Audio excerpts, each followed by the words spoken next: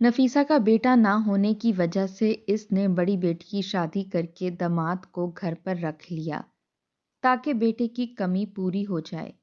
लेकिन दामाद तो शैतान सिफ्त निकला और नफीसा की छोटी बेटियों को बुराई पर माइल करने लगा।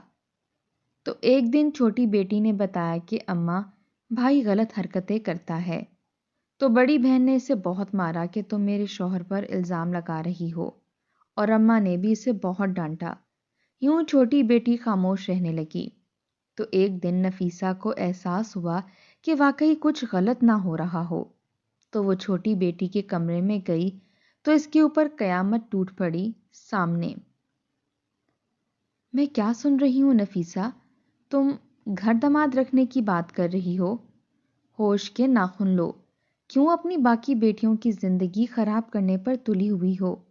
ऐसा ना हो कल को तुम्हारे दामाद की नीयत में फतूर आ जाए, वो पूरे घर पर कब्जा कर ले और तुम बाकी बेटियों की शादी करने के लिए भी इसकी मोहताज हो जाओ। बुआ नफीसा को समझाने की कोशिश कर रही थीं। जब से इसने सुना था कि नफीसा घर दामाद रखने की बात कर रही है, तो वो तभी से नफीसा के पास आई हुई थी और बार बार इसे इस बात पर कायल कर रही थी कि नहीं, बेटी को रुखसत करके इसके ससुराल में भेजो। जग ने जो असूल कवायद बनाए हुए हैं वही सबसे बेहतरीन है। पराए बेटे अपने नहीं बनते। अगर बेटों की कमी ऐसे पूरी होना शुरू हो जाए तो फिर अपने बेटे के लिए कोई क्यों तरसे। ऐसे ही दमादों को घर में रख लें। मगर नफीसा बुआ की बात की भी मुसलसल नफी कर रही थी। कहने लगी, तो और क्या करूं बुआ, खुदा ने मुझे बेटे से नहीं नवाजा। बेटियों को ही बेटा समझकर पाला है, लेकिन जब इनके अब्बा नहीं रहे तो बेटे की कमी शिद्दत से महसूस होती है। हमारे घर को एक मर्द की ज़रूरत है जो हमारा सरबराह, हमारा मुहाफिज बनकर हमें पाल सके। आप ये भी तो देखें ना बुआ कि हम इतनी लंबी जिंदगी कैसे एक मर्द के सहारे बगैर गुजारेंगे। नफीसा की बात सुनकर बुआ ने चुप साध ली थी।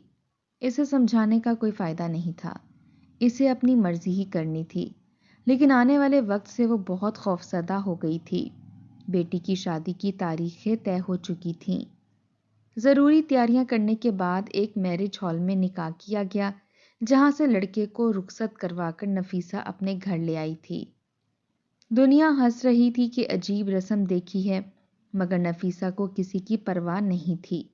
वो तो इस बात पर खुश थी कि सारी जिंदगी बेटे की तमन्ना करती रही। अपनी कोख से जन्म नहीं दिया तो क्या हुआ, इसे फिर भी एक बेटा नसीब हो गया है। शादी के शुरू के दिनों में तो दामाद ने बहुत ज्यादा ताबेदारी का मुजाहरा किया। हर वक्त काम करते हुए नफीसा के आगे पीछे फिरता। नफीसा की दोनों दूसरी बेटियों की भी हर बात सुनता, इनकी हर ख्वाहिश पूरी करता और इनका बहुत ज्यादा ख्याल रखता। नफीसा के शौहर की आबाई जमीनें गांव में थीं, जिनसे अच्छी खासी आमदनी आ जाया करती थी। साल के साल गंदम, दालें और चावल वगैरह भी आ जाते थे, जबकि शहर में किराए पर दुकानें चढ़ा रखी थीं। इनका भी अच्छा खासा किराया था जो नफीसा की जेब में आता था।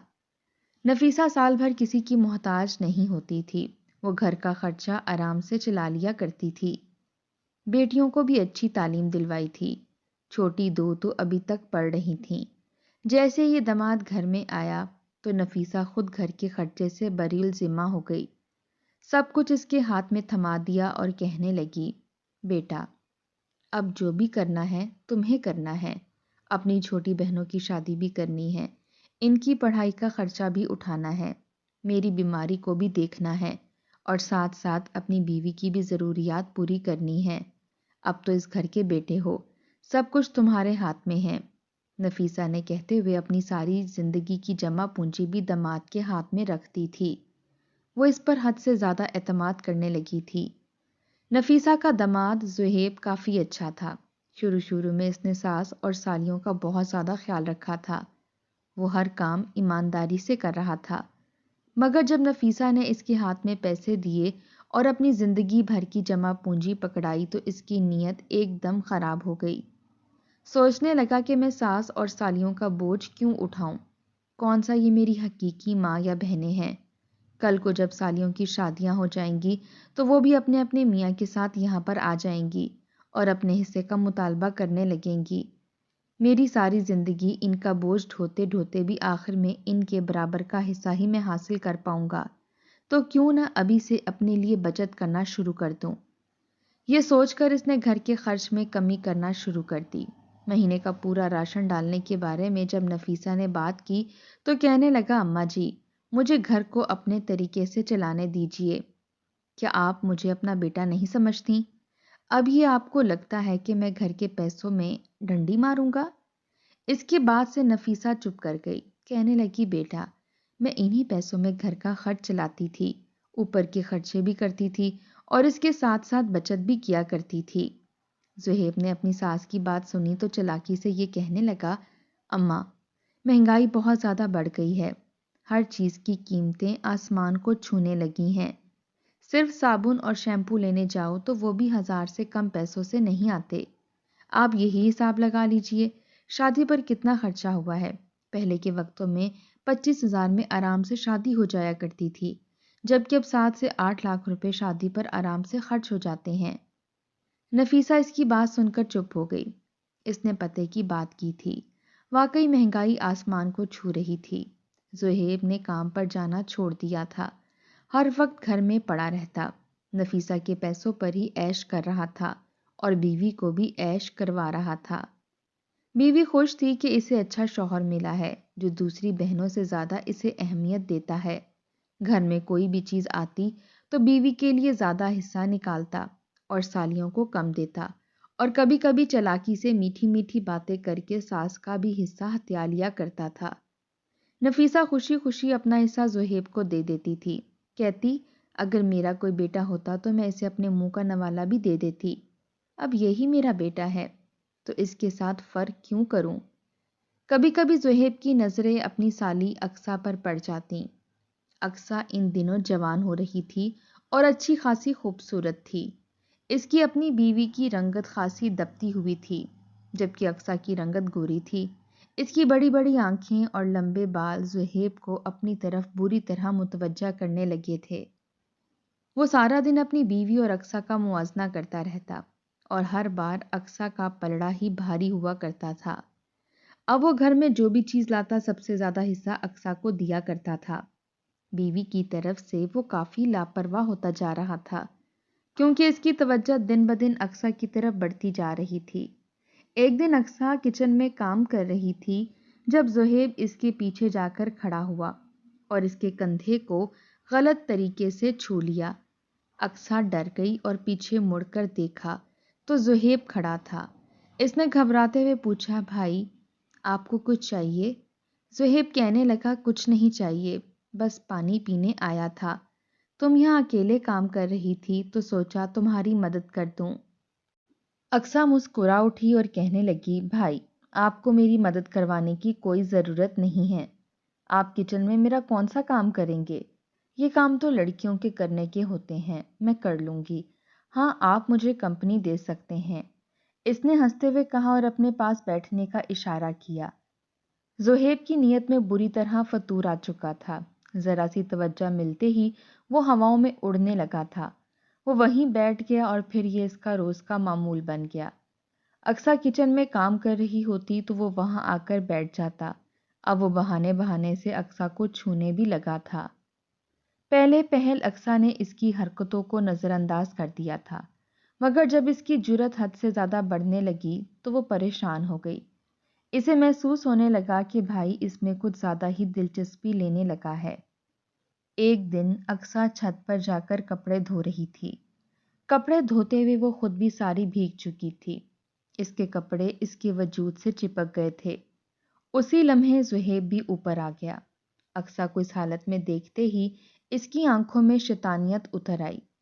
کہنے لگا، یہاں کپڑے دھوئے جا رہے ہیں، صبح سے تم نظر ہی نہیں آئی تو میرا دل ہی نہیں لگ رہا تھا، سوچا چھت پر جا کر دیکھوں کتنے کپڑے رہ گئے ہیں، اگر تمہیں میری مدد چاہیے تو میں مدد کر دیتا ہوں۔ رابعہ کو بھی ذرا خیال نہیں آتا کہ تمہاری کچھ مدد کر دے، سارا دن کمرے میں پڑی رہتی ہے۔ ارے شادی ہو گئی ہے تو کیا ہوا، گھر میں اس کی بھی کچھ ذمہ داریاں ہیں، اسے چاہیے کہ تم لوگوں کا ہاتھ بٹایا کرے، لیکن ہاتھ بٹانا تو دور، اس نے سارا بوجھ ہی تم پر ڈال رکھا ہے۔ یہ سب کہتے ہوئے وہ اقصیٰ کے بہت قریب کھڑا ہو گیا۔ اقصیٰ نے عجیب نظروں سے اس کی طرف دیکھا۔ اس کی آنکھوں میں ہوس صاف نظر آ رہی تھی۔ اپنے حلیے پر نظر پڑی تو وہ گھبرا گئی۔ وہ فوراً پیچھے ہٹی اور بھاگ کر تولیہ لپیٹ لیا، اپنی چادر اٹھا کر گلے میں ڈال لی اور کہا میں نیچے جا کر کام ختم کر کے آ جاتی ہوں۔ زہیب ہنستے ہوئے بولا، یہی تو موقع ہے تمہارے پاس آنے کا اور تمہیں اپنا بنانے کا، میں اس موقع کو ضائع نہیں کر سکتا۔ یہ کہتے ہوئے اس نے اقصیٰ کو زبردستی اپنے قریب کر لیا اور بدتمیزی کی۔ اقصیٰ رونے لگی اور اسے دھکا دے کر نیچے بھاگ گئی۔ وہ سیدھا اپنی ماں کے کمرے میں گئی اور ماں کے گلے لگ کر رونے لگی۔ کہنے لگی، امی، زہیب بھائی کی حرکتیں بہت عجیب ہو گئی ہیں۔ وہ کئی دنوں سے مجھے پریشان کر رہے ہیں۔ میں سب کچھ نظر انداز کرتی رہی۔ میں نہیں چاہتی تھی کہ اس کا گھر کا ماحول خراب ہو یا آپ کو زہیب بھائی پر جو فخر ہے وہ ٹوٹے، لیکن اب بس بہت ہو گیا۔ آج بھائی زہیب نے میرے ساتھ بہت زیادہ بدتمیزی کی ہے اور یہ میں برداشت نہیں کر سکتی۔ آپ انہیں کہیں کہ یا تو اپنی حرکتوں کو لگام دیں یا پھر اپنے گھر چلے جائیں، ورنہ اچھا نہیں ہوگا۔ اقصیٰ کی بات سن کر نفیسہ نے اسے سمجھانے کی بجائے الٹا ڈانٹنا شروع کر دیا۔ کہنے لگی، زہیب ہم سب کا اتنا خیال رکھتا ہے، اس گھر میں بیٹا ہونے کی ساری ذمہ داریاں نبھا رہا ہے، تمہاری بہن سے بے حد محبت کرتا ہے اور اسے خوش رکھا ہوا ہے۔ تمہیں یہ سب نظر نہیں آتا؟ تم یہ بھی نہیں دیکھتی کہ تمہاری بہن رخصت ہو کر سسرال میں جا کر ظلم و ستم سہنے کی بجائے اپنے میکے میں ہے، اس کے لیے کچھ بھی نہیں بدلا اور تم الٹا اپنے بھائی کی شکایتیں لگانے لگی ہو۔ اسی وقت رابعہ بھی دروازے پر کھڑی سب کچھ سن رہی تھی۔ وہ آگے بڑھی اور اقصیٰ کو مارنا شروع کر دیا۔ کہنے لگی، امی یہ جھوٹ بولتی ہے، اس سے میری خوشی برداشت نہیں ہو رہی۔ مجھے تو لگتا ہے کہ اس کی بری نظر زہیب پر ہے۔ کتنی بار میں نے نوٹ کیا ہے کہ یہ زہیب کو اپنی طرف متوجہ کرتی رہتی ہے، اس کے سامنے باتیں کرتی رہتی ہے اور میری ذات کہیں پیچھے چلی جاتی ہے۔ اتنے دنوں کی جلن رابعہ نے اپنے لفظوں میں نکال دی تھی۔ نفیسہ حیران نظروں سے اسے دیکھتی رہ گئی۔ اقصیٰ نے صفائی دینا چاہی، مگر ماں اور بہنوں کے چہروں پر بے یقینی دیکھ کر وہ چپ چاپ کمرے سے نکل گئی۔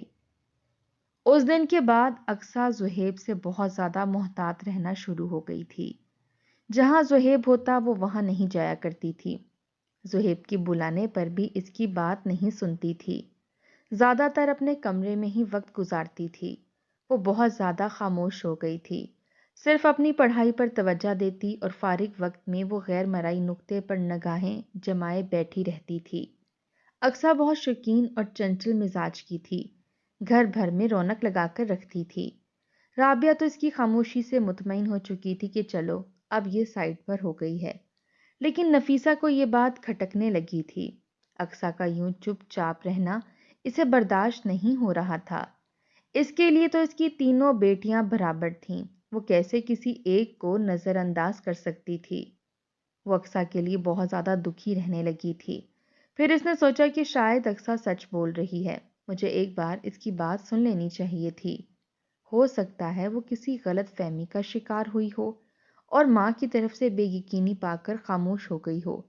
اس کی غلط فہمی کو دور بھی تو کیا جا سکتا ہے۔ ایک دن نفیسہ نے زہیب کو اقصیٰ کے کمرے کی طرف جاتے دیکھا، مگر اسی لمحے اقصیٰ اپنے کمرے سے باہر آ کر نفیسہ کے کمرے میں گھس گئی تھی۔ زہیب غصے سے اقصیٰ کے کمرے کے باہر سے مڑ کر اپنے کمرے میں چلا گیا۔ نفیسہ نے کئی بار زہیب کی نظروں کو بھی نوٹ کیا تھا، جو اقصیٰ کے گرد ہی منڈلاتی رہتی تھیں۔ وہ خود ہی رابعہ کی ذات کو نظر انداز کرنے لگا تھا۔ نفیسہ کو محسوس ہونے لگا کہ واقعی کہیں نہ کہیں کچھ غلط ہو رہا ہے جسے ٹھیک کرنے کی ضرورت ہے۔ اب تو اسے بھی زہیب پر شک ہونے لگا تھا اور اقصیٰ کی باتوں پر یقین آنے لگا تھا۔ زمینوں کی آمدنی اور دکانوں کے کرائے سے ہونے والی آمدن بھی اس کے سامنے تھی، کیونکہ گھر کا راشن اور دوسری ضروریات زہیب کم سے کم کرتا جا رہا تھا۔ حالانکہ اس مہینے دکانوں کے کرائے بھی بڑھ گئے تھے اور زمینوں کا سالانہ ٹھیکہ بھی زیادہ آیا تھا۔ فصلوں نے بھی زیادہ پیداوار دی تھی۔ زہیب نے زمینوں سے آنے والی آدھی گندم، چاول اور دالیں बाहर भेज दी थीं और बहुत कम चीज़ें घर पर लाया था। सास से इसने कहा था कि इस साल ज़मीनों पर फसलें कुछ खास अच्छी नहीं हुईं, जबकि मुंशी जी पहले ही नफीसा से मिल चुके थे और कह रहे थे कि इस बार तो सभी मालामाल हो गए हैं। इतनी अच्छी फसलें हुई हैं कि सब खुदा का शुक्र अदा कर रहे हैं। ऐसा लगता है जैसे मेहनत वसूल हो गई हो। जबकि ज़ुहैब मुंशी जी के बिल्कुल उलट बात कर रहा था और कह रहा था कि पैदावार ही नहीं हुई, कहीं ना कहीं कुछ तो गड़बड़ थी। ये बातें अब नफीसा को भी नजर आने लगी थीं, इसलिए इसने चुपके चुपके हर चीज का हिसाब खुद ही लेना शुरू कर दिया। और फिर ज़ुहैब की अक्सा के लिए दिलचस्पी को भी वाजिया तौर पर महसूस कर लिया था। एक दिन वो रात को पानी पीने के लिए उठी तो बिला इरादा ही अक्सा के कमरे की तरफ चली गई।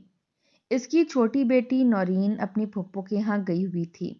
अक्सा उस रात कमरे में अकेली सो रही थी, मगर आगे का मंजर देखकर नफीसा के तो गोया औसान खता हो गए। ज़ुहैब चुपके से अक्सा के कमरे में खिड़की के रास्ते दाखिल हो रहा था। नफीसा ने दिल ही दिल में फैसला किया कि आज तो वो सच का पता लगाकर ही रहेगी।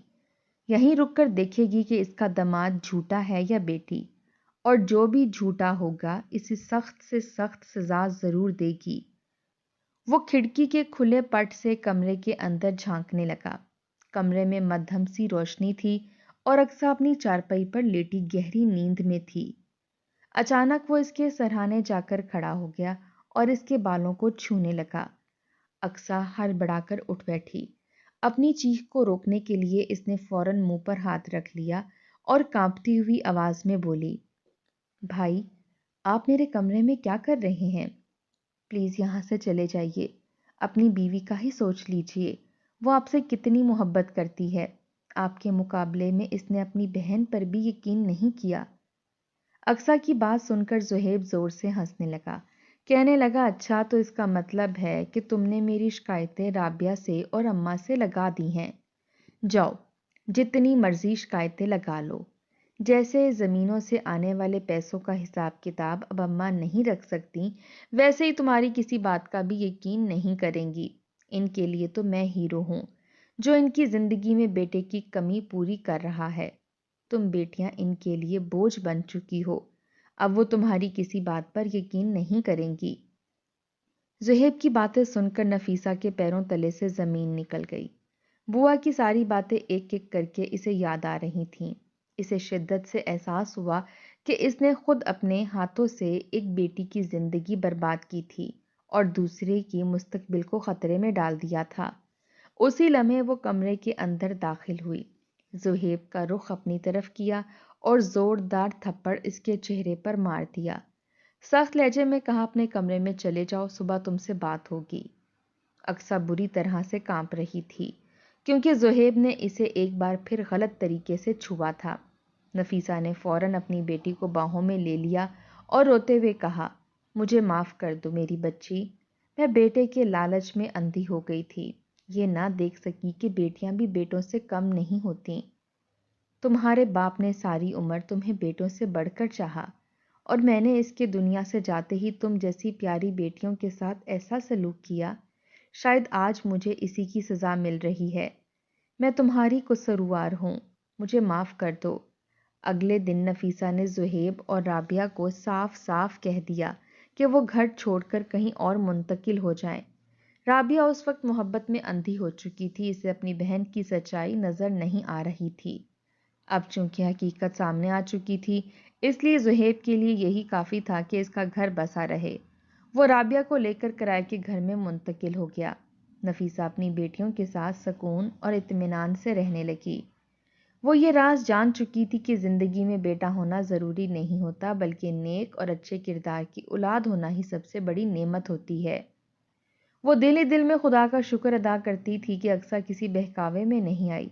अगर वो ज़ुहैब की बातों में आ जाती और अपनी बहन का घर खराब कर देती तो शायद वो कभी खुद को माफ़ ना कर पाती, और अगर इसका बेटा होता तब भी वो सारी ज़िंदगी लोगों से नज़रें चुरा कर फिरती और खुदा के सामने अपनी तरबियत पर शर्मिंदा रहती। खुदा ने इसे बेटा नहीं बल्कि मजबूत किरदार वाली बेटियां अता की थीं, जो इसकी तरबियत का मान रख रही थीं और इससे बेहद मोहब्बत भी करती थीं। جب بوا نے نفیسہ کو اپنی دونوں بیٹیوں کے ساتھ دوبارہ خوشحال دیکھا تو انہوں نے بھی دل سے خدا کا شکر ادا کیا۔ جو پیغام وہ نفیسہ کو دینا چاہتی تھیں وہ سبق نفیسہ کو خود ہی مل چکا تھا۔ خوش قسمتی سے زیادہ نقصان بھی نہیں ہوا تھا، سب کچھ اب ٹھیک تھا اور آگے بھی خدا بہتر ہی کرنے والا تھا۔ اس کہانی سے ہمیں یہ سبق ملتا ہے کہ بیٹا ہونا ضروری نہیں ہوتا، اصل نعمت نیک اولاد ہوتی ہے۔ جو اولاد اپنے کردار سے ماں باپ کا سر فخر سے بلند کر دے وہی حقیقی سہارا ہوتی ہے۔